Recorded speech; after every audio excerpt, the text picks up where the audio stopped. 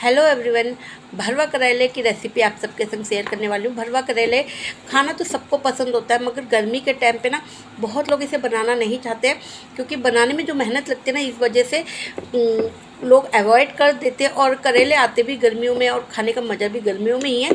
तो मैं इस तरीके से बताने वाली हूँ कि आपको कोई ज़्यादा इसमें एफर्ट नहीं डालना है और मिनटों में बन के आपके भरवा करेले बन के तैयार हो जाएंगे। और टेस्टी तो इतने कि अगर आप एक बार मेरे तरह से बना लिए ना, आपके घर वाले बार बार आपसे बनाने की डिमांड करेंगे। चलिए रेसिपी को स्टार्ट करते। 5 करेले लिए थे मैंने, 5 से 6 करेले मीडियम साइज़ के हैं। मैंने सारे करेलों को छील के ना कढ़ाई में पानी डाल के ऊपर से छन्नी लगा के इस पर सारे करेले सजा दिए हैं। 15-20 मिनट के लिए हमें इसे स्टीम में पकाना है, स्टीम करना है। और जितने इसके छिलके निकले थे ना, वो मैं फेंकूँगी नहीं, इसी में इस्तेमाल करने वाली हूँ स्टफिंग में। मैंने सारे करेले के छिलकों के नाम बारीक बारीक चॉप कर लिया है। अगर आप चॉपर में करना चाहें तो चॉपर में भी कर लीजिएगा। और इसके लिए मैंने 2 प्याज लिए हैं और अच्छे से छील के उसको भी मैं बारीक बारीक चॉप कर ले रही हूँ। अगर आप प्याज भी चॉपर में करना चाहते हैं, तो आपको ज़्यादा जल्दी चाहिए तो आप चॉपर में कर लीजिए। और सारे जो करेले के छिलके वगैरह थे, बीज थी, मैंने अच्छे से वॉश कर लिया है। अगर आप बीजे नहीं खाते हो तो अवॉइड कर सकते हैं। हम मुझे पसंद है तो मैं इसमें डाल दे रही हूँ, क्योंकि पकी हुई नहीं है, बिल्कुल कच्ची कच्ची बीजें हैं। और अदरक लहसुन नहीं डाल रही हूँ। अगर आप अदरक लहसुन खाना चाहते हो तो इसमें इस स्टेज पे आप वो भी पील करके रख लीजिएगा, चॉप करके।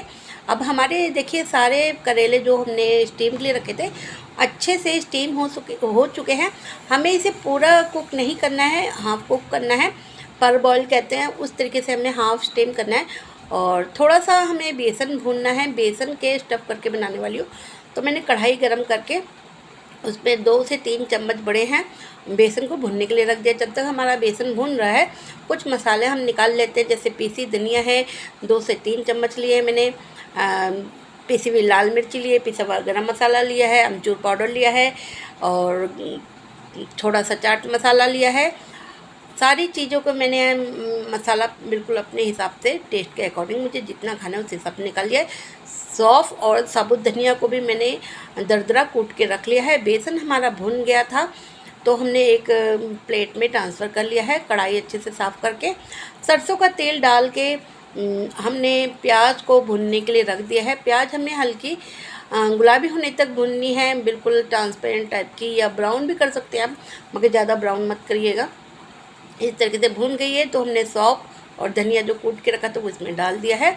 और करेले के छिलके वगैरह जो हमने पील करके अच्छे से धो के रखे थे वो भी इसमें डाल दिया है। अब हम इसे थोड़ी देर के लिए ना भूनेंगे, कि मतलब इसे हमें गलाना है बेसिकली। तो हमें चलाते हुए नमक डाल दिया था मैंने, और सारे मसाले जो रूटीन के थे, नमक मिर्ची हल्दी जो मैंने आपको बताया, वो सारे मसाले डाल के ना हमें इसे अच्छे से चला के और कवर करके ना इसे हमें कुक होने के लिए छोड़ देना है। और थोड़ी सी 10 से 15 मिनट लगेंगे, आपके ये कुक हो जाएंगे। और ये स्टफिंग हमें करेलों में भरनी है, तो हमें अच्छे से इसे कुक कर लेना है। और जो अचार का मसाला आता है वो मैंने एक बना के रखा है, वो भी मैंने इसमें डाल दिया था। अब प्याज और करेले के छिलके वगैरह जो थे वो अच्छे से कुक हो गए थे। तो जो हमने भुना हुआ बेसन रखा था रोस्ट करके, वो हमने इसमें ऐड कर दिया है।